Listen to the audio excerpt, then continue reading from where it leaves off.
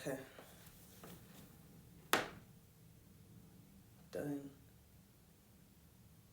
Don't say. Wait, don't. Yo, wagwan. This is Kalli here. Artist, producer, painter, writer. Here for another episode of Kalli Was Here. Number 5 to be exact.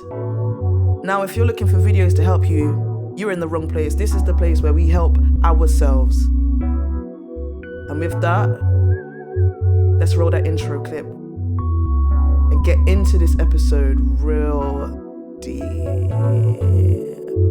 don't know why I said it like that, but we did. Now, if you're new here, you see me with my N cup. Certain man know exactly what this means, but it means that you're here for a reason. Someone either shared it with you or you clicked it. So I would suggest that you hit that subscribe button so that you don't miss any videos from me.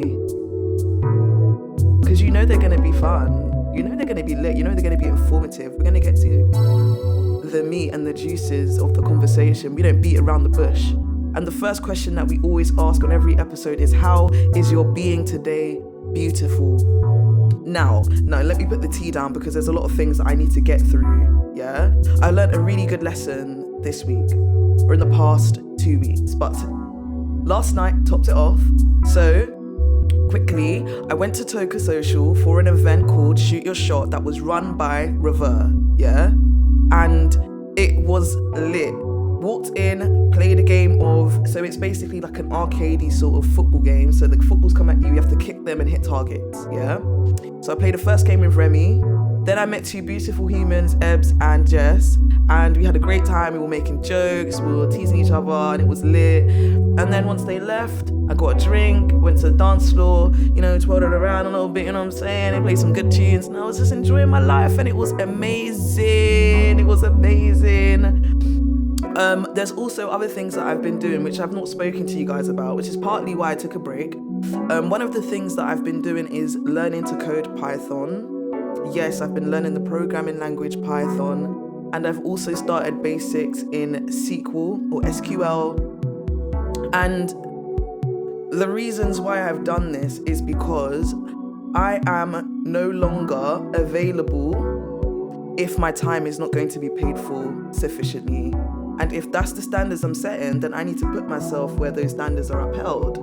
And if in my personal opinion, regardless of the fact that I'm a creative and I can do all of these things, I need a usable backup plan. And for me, tech is perfect. I'm really enjoying the process.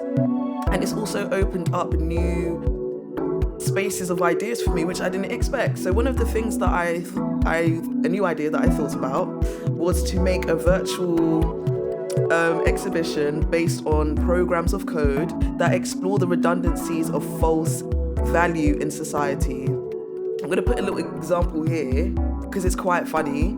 And I just thought, you know what? One great thing about Python is that it's readable even if you don't understand code. You can kind of read it and get what it's saying. So that's one thing. There's a bunch of other things that I've also planned and I'm really excited about.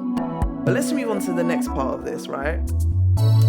Now, there's a lot of good things happening, but I'm somebody who's really good at forming and creating all these ideas. And they're amazing ideas, they're really good and they would work, and then kind of just losing faith in them. And personally, I don't think it's because I actually lose faith in the ideas. I think it's because I lack faith in the way that people receive information. Now, I've spoken before about my childhood briefly, and I've kind of mentioned that I was abused, but today we're going to kind of get into it a bit more because I feel like this is something that kind of goes undiscussed sometimes, not just victims of abuse, but just in general.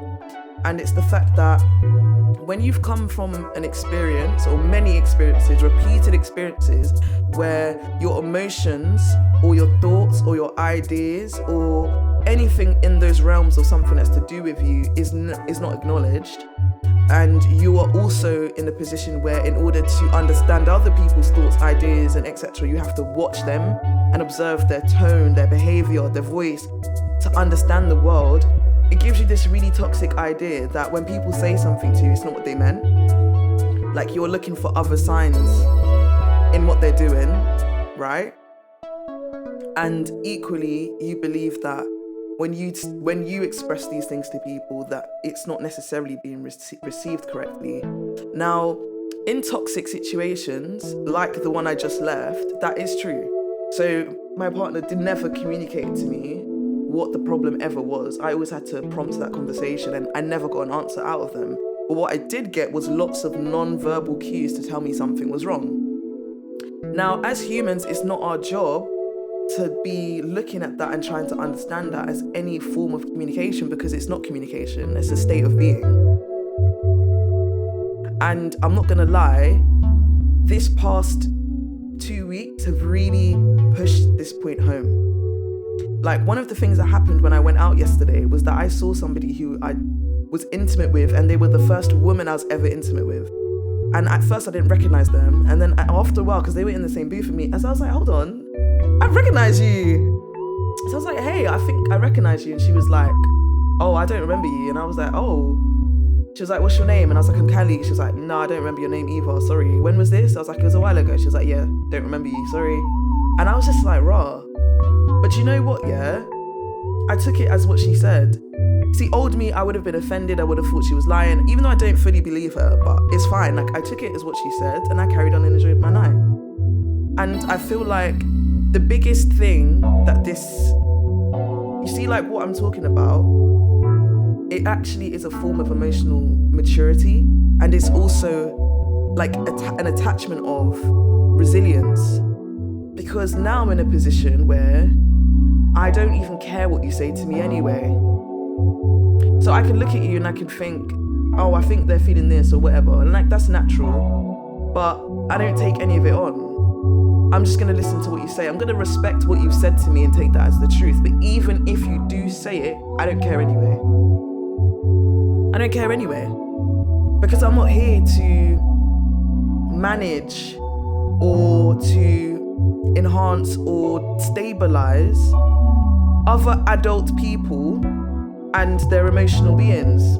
That's not my job. I need to do that for myself first and only, right? Like, I can even only consider trying to help other people out if I'm doing that for myself. And this is, I think, is one of the biggest things that I neglected in terms of self-care and self-preservation, yeah? Which was, I wasn't prioritizing that for myself all the time.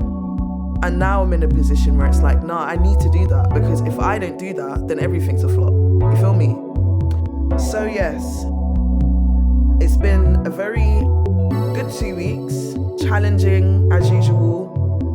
Now, if you are somebody who's watching this and you're interested in coding and you're interested in learning coding or any coding languages, or you're kind of curious, if you're a woman or identify as a woman or whatever, I would suggest that you go to this website. I think it's called Get Girls Coding or something like that. I'll put it here and in the link in the description below.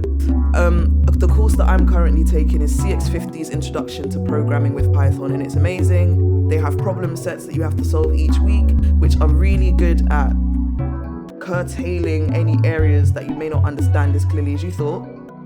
And there's also a really great app, which somebody on Twitter told me about, called Mimo, and it's amazing as well. So like, whilst learning, I would suggest that you use the app to reinforce the things that you've learned. So it's kind of like a threading action. You know, you got one side of the true learning, and then you got this side of the reinforcing.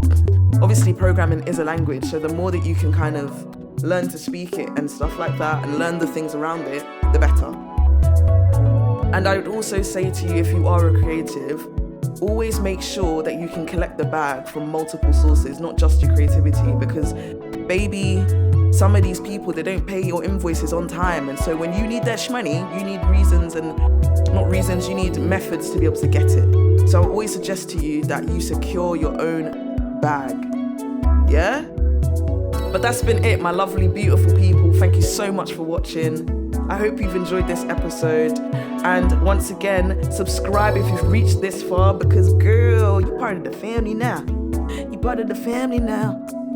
But yes, have an amazing week, and I will see you next Sunday. Peace.